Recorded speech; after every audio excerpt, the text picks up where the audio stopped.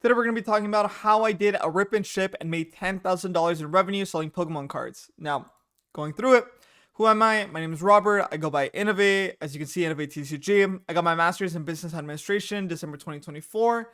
I like working on management and in manufacturing. I don't know if this is going to be my full-time forever or temporarily kind of thing. My full-time right now is a math teacher. I teach Algebra 2 to sophomores, and I'm a big fan of manufacturing that I realized that I was when I was doing my master's. Now, I was raised playing Pokemon on the Game Boy, the 3DS. I played Pokemon Pearl, which is Pog. I got top 1% in Marvel Rivals. I got Diamond in League of Legends. I've gotten Masters in Legends of Runeterra. And in Pokemon TCG Live, I've actually gotten to Arceus rank. Now, some people are probably looking at this and wondering why I would put this in there. I really wanted to show how competitive of a person I am. I like being competitive. I only like playing competitive games. I only like playing something where I can either win or lose.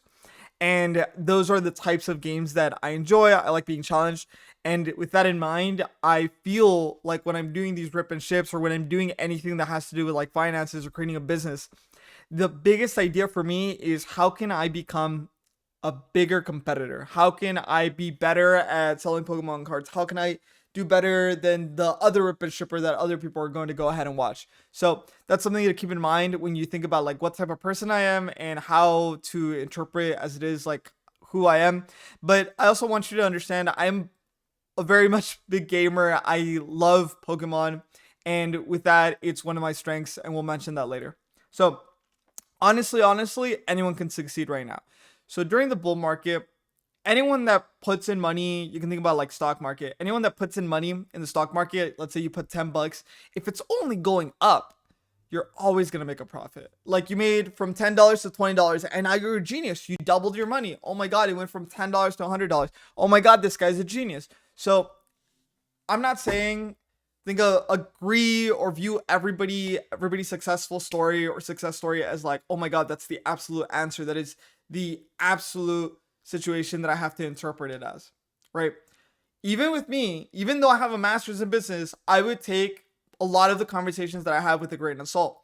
Now, the reason that I'm making this video, not only is to track for myself, I can't believe I erased the guy's name, but didn't erase the guy's name. But so you can get a perspective of if you wanted to start at the same level as I am, it'd be a lot easier to watch my video compared to watching someone who's been doing this for years.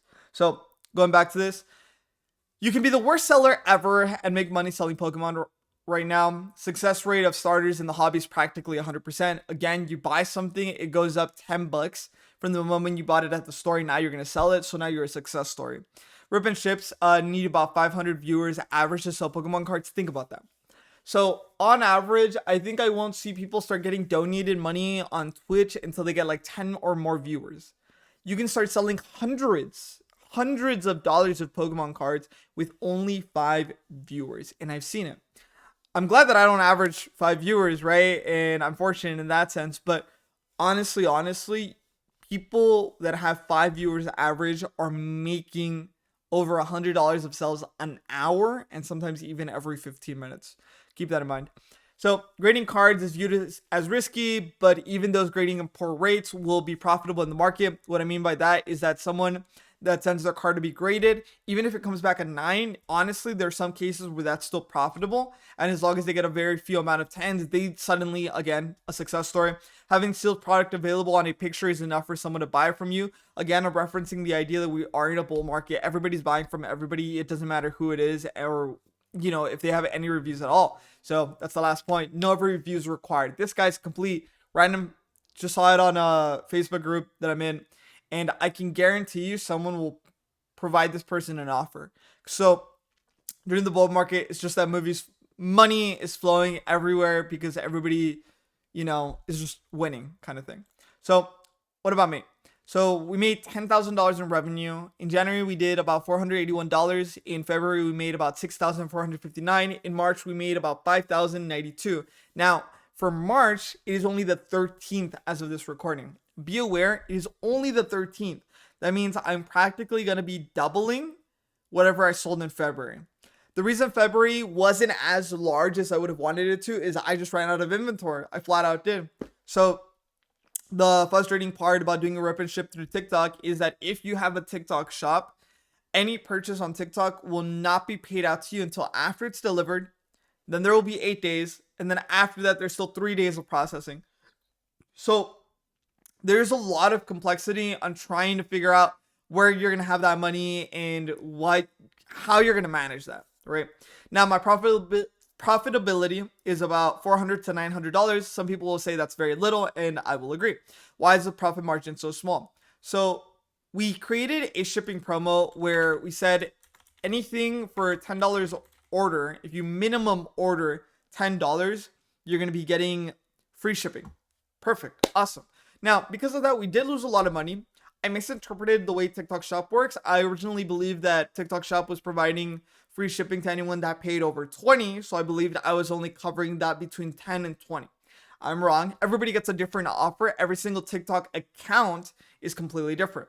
Though if I tried doing my shipping promo to 15 or any number above 10, it didn't allow me. So it was really restrictive in how my shipping promotion could be available to people. So I wish I could have made it like $50, buy $50 and then it's free shipping kind of thing, but I wasn't able to. So that's something to keep in mind and something that I'd recommend people to be considerate of, but it's something that I would actually recommend a lot of people to do. The reason for that is that you need to think about customer acquisition a lot when you're starting off a business or anytime that you're putting out ads, right? You're thinking about, oh, okay, like what is my customer acquisition rate or how many people are purchasing from me during that time, or now that I acquired a customer, how much did they purchase, or, what is the turnover? Now, the amount of time that I've been doing this is so small that I can't give you an actual estimate of the valuation of every single customer.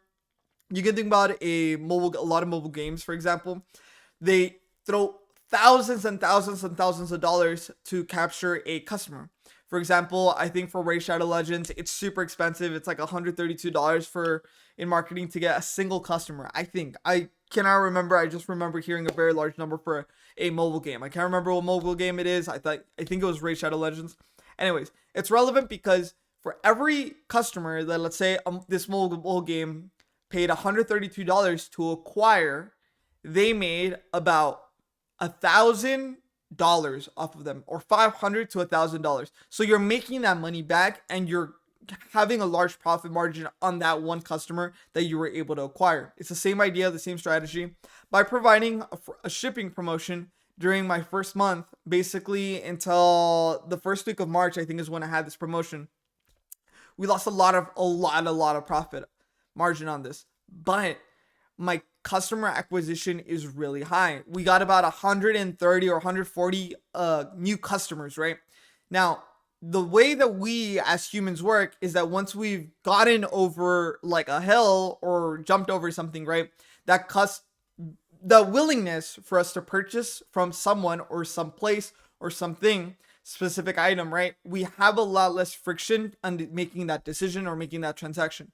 If someone comes back to my stream and now they're like ready to purchase something else, they're more likely to purchase that from me than compared to a customer who's never purchased from me.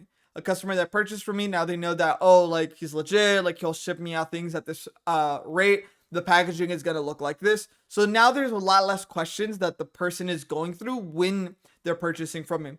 So yes, we lost a lot of possible profit margin. We still were profitable, which is really amazing. And it's really cool that even though there were some orders that we lost money on, there was enough orders that were basically subsidizing those negative orders for us to still be profitable in that sense. Now, the lack of knowledge on TikTok Shop, like I mentioned, testing TikTok promos. So a lot of times I've been running a lot of promos where I will pay TikTok to promote my live feed or my live stream. So sometimes it'll vary between $14 to $30, and I'll kind of base it or gauge it. The reason I wanted to do this is to test it out and to be able to give people advice as to whether they should do it or not. My general advice right now is no, unless you have an event planned. So if you're doing an event, I highly, highly recommend you to do that. If you're planning on doing giveaways, you're planning on making something exciting and stuff like that, I highly, highly would recommend you to run this promotion on it because it's a specific event that it's happening on. But as a general thing, I probably would no longer say do promotions. Don't promote your live stream unless it's for a specific event. Now, on the other hand, TikTok Shop also provides specific promotions to paying customers or people that have purchased from people that are similar to you, but the cost is so high and I do not have enough inventory to be able to test it out. I cannot give you the answer if it's worth it or not because I do not have enough inventory, nor do I feel like I'm fast enough in opening boxes to be able to say, oh, it was worth it, or we made our $100 back in the expense that it costs to purchase that promotion for TikTok to push us to customers. Now, inventory is valued at our purchase value. I forgot what I meant when I said that. Watch transactions were done with a debit card. Oh, okay. So like my profit or my assets, right now I labeled a lot of my assets as whatever I purchased them at, not the sell value. I think it's smarter to do that. Everything is so bullish right now. I'm likely to make a profit on it, but my assets right now, I undervalue them. So my profit might look a little bit smaller than what it is going to be because I've included in my assets the inventory, but I didn't do that. Now, why transactions were done with a debit card? We made a new bank account. We created a business, right? And because of that, there was a lot of delays in our money going to Wise to being able to purchase Pokemon Japanese cards from people in Japan and the Korean Pokemon cards that I also purchased from Korea. Because of that, I was going ahead and simply transferring them to an account that there's less restrictions, and then putting money onto Wise using that debit card. Naturally, 1% is a lot higher than, let's say, 0.5%. So that's like $50 or, well, I can't remember exactly. It's more than that. It was like 1.7% compared to like 0.3. I don't know. It's a crazy margin comparatively, because I know for a fact that the transition cost difference was about like, let's say $20 to $50 kind of thing. So there was a lot of profit margin that we lost there as well, because the amount of money that we were getting or we were able to keep by transferring money from our account to our Wise was a lot less. Moving on, recommendations on starting a rip and ship. These are just my tips, things that I feel like I wish I could have done and they would have benefited me. So for example, I would have liked to, very improbable, it's okay to start if you don't have 10,000. With $10,000 in inventory, streaming schedule, this is more something I still do and something that I would recommend people to do, is honestly start streaming at the dawn. Not a lot of people want to stream at dawn. Not a lot of people have the energy to stream at dawn, and there's a lot less competition there. And there's a lot of people that are still waking up early and they're ready to buy. There's also a lot of people who haven't gone to sleep and they're willing to buy as well. But it's a situation where, let's say someone is normally purchasing from another seller, they'll go to you because the other seller is not online, but you're online at those hours they themselves are on. Now, most of my followers, you can go ahead and see when they're on their most active time frame, and I noticed that they're most active at 6 p.m. and on, right? But even though I can acknowledge that most of my followers are active at 6 p.m. and on, there's not a lot of incentive for me to do so. I've tested it out, streaming at between 6 p.m., 7 p.m., 8 p.m., 9 p.m. I've tested out those hours, and honestly, they're a lot more competitive, and there's no reason to kind of like waste my time doing that when I think like there's more value in me simply going ahead and saying like, oh, okay, like just wake up earlier, and from 6 p.m. to 9 p.m. or 6 p.m. to 10 p.m., I can just play video games and I can just chill. Like I said, I like playing video games, and Marvel Rivals is the game that I've been playing a lot recently. Okay, so if you have any questions, any concerns, feel free to ask me on Discord. I will reply to your comment if you leave a comment on this video. But generally, honestly, if you leave me a conversation on Discord for other people to also look at, it would honestly benefit a lot of people. Focus on the profit margin. So a lot of the times that I'm thinking about, I don't know if I have my thing. I'll show it to you in a moment. But we have this sheet where we'll show the profit margins and that we're looking at and what profits we're looking to make, kind of thing. So a lot of people are thinking, oh, I'm going to sell $100 for 110. That's nice. That's amazing, right? But the amount of customers that are willing to make that purchase is a lot less than those that are willing to make a purchase of like a $2, right? As you read the sentence, do this 10 times instead of focusing on selling an item for $1 for $2. That is 100% profit margin. 100%. You just doubled your money, right? Yes, you only have to do that 10 times from 100 to 110 to get to 200. And on the other hand, you probably have to do this 50 times, 100 times, right? To go from $1 to 200. But the cost is a lot less. You only need $100 to get to $200. But on the other hand, you need $1,000 to get to $100 more, right? So notice the difference in how much money you would need for something else. The reason I mentioned this is because, for example, there are things like Crimson Haze and Stellar Miracle that have very, very, very good profit margins on them, simply because offering them for $1 is a lot more weird than offering it just for like $2 kind of thing. So there are a lot of packs that a lot of people are just like comfortable with. Not a lot of people are going to sit there on a calculator and calculate like how many packs they have to purchase to get to the perfect profit or the perfect cost kind of thing. It's just something that's natural for us as consumers that we don't naturally do that unless you've been trained to be very resourceful with your money. I don't know if I explained that properly. I'm so sorry. I'm trying not to read from the PowerPoint, but hopefully that makes sense. Now, my weaknesses, I kept running out of inventory. That's why I mentioned that if I were to start off, I really, really, really, really wish I had $10,000 in inventory so that I could not run out. So how I plan on improving this, now that I have enough capital, so we have more invested money that we're like, okay, like proof of concept is there. We will make our money back if we invest money into this business right now. So let's run it. So is now to always have one item of each product at all times. Selling out will mean that I will purchase one or more of that product. That's just an idea and a concept that we're going to be doing moving forward. Promotions and profitability.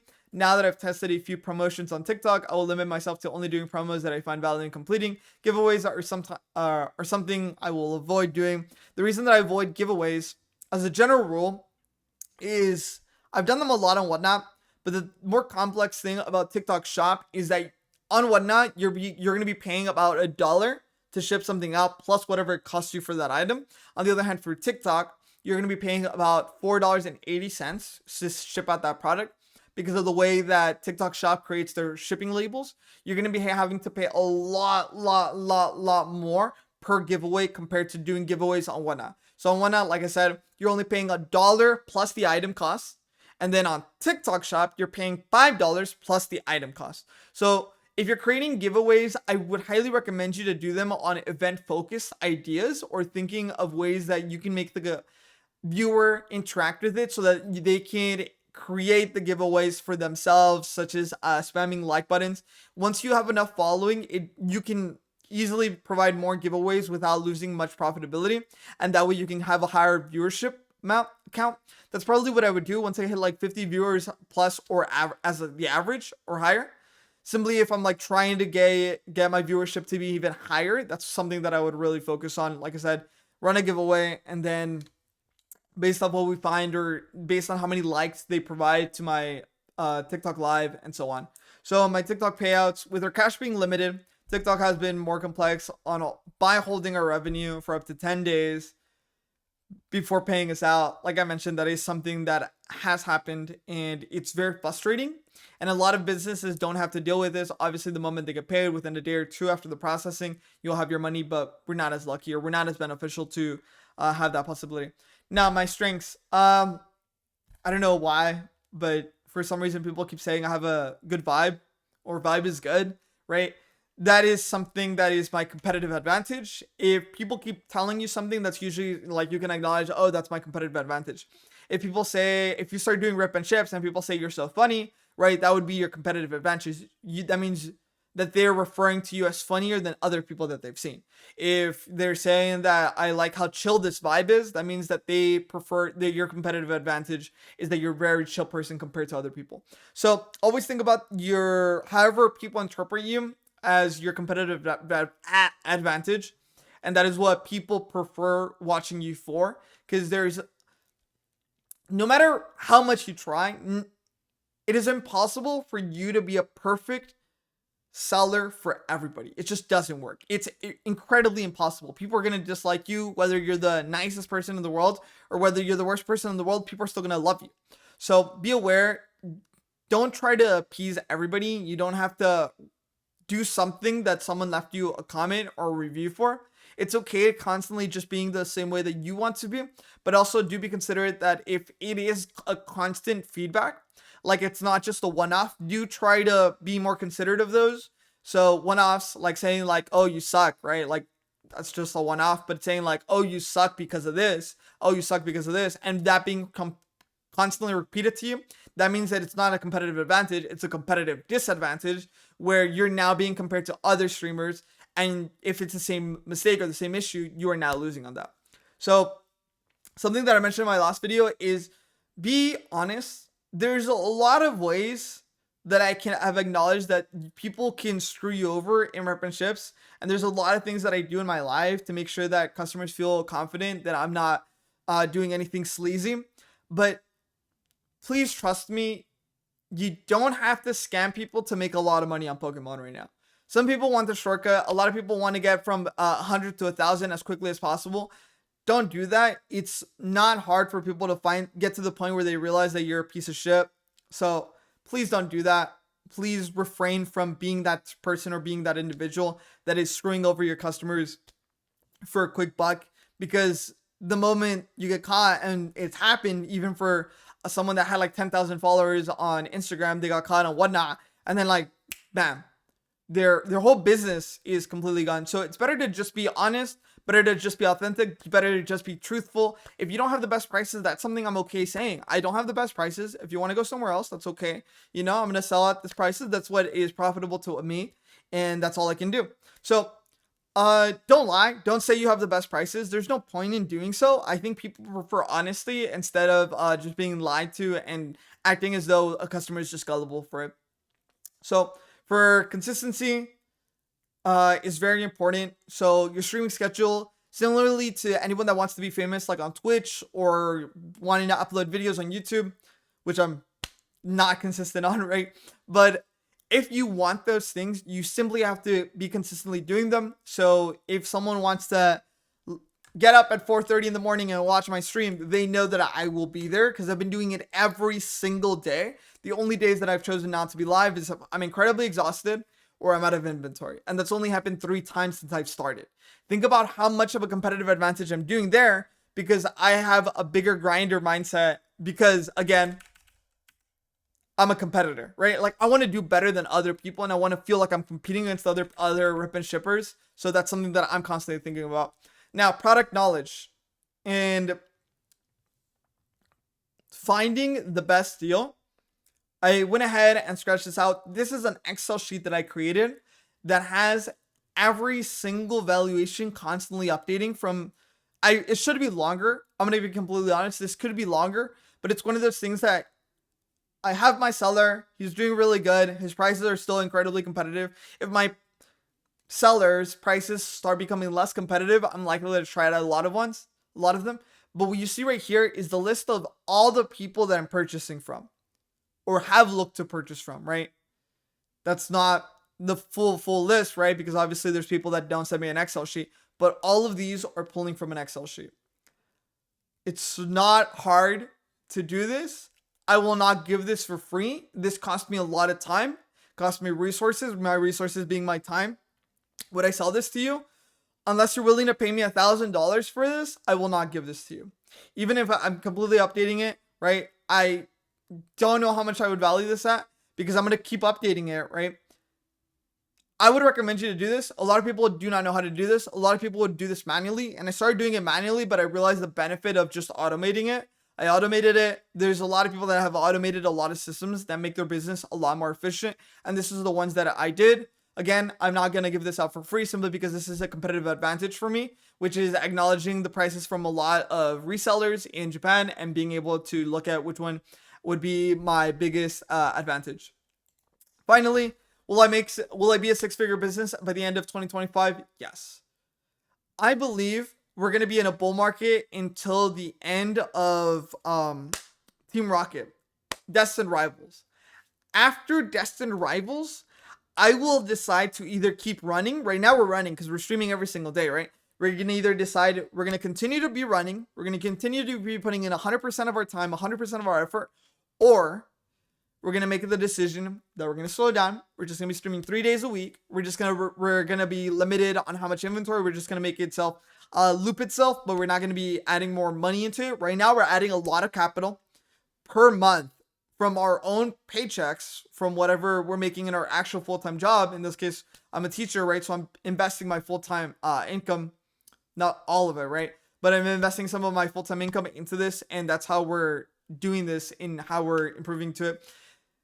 Pokemon is so big right now that I do believe we're going to get to this point. Now, I also believe that anytime there's a release of anything Pokemon related, I think this will, again, keep growing. So you can think about Pokemon TCG Pocket's recent release is the reason for the sudden surge. Anytime another game pops up, anytime there's a big expansion for TCG Pocket, I expect that we're going to get back to this point over and over and over and over again, as long as Pokemon has learned to be constantly improving their marketing and their products as well. Check me out on Discord, on the socials. I'll put it. The reason I just want to talk to people that are invested or interested in this type of business or this type of industry. You see all my shipping stuff, and yeah, hopefully that was educational. Hopefully that was resourceful. Hopefully that was useful. Sorry that I didn't do my hair. And if you have any questions, leave them in the comment. I'm not going to do a 50-minute conversation with anyone anymore. We did about three people messaged me and 3 people contacted me, and we had those conversations, and hopefully I gave them a benefit. But if you're curious about any questions, anything about just business related, not necessarily related to Pokemon Rip and Ships, there it is. And if you want to purchase from me specifically, if you like the product that I have, I'll also leave that in the description. Thank you for watching. Bye.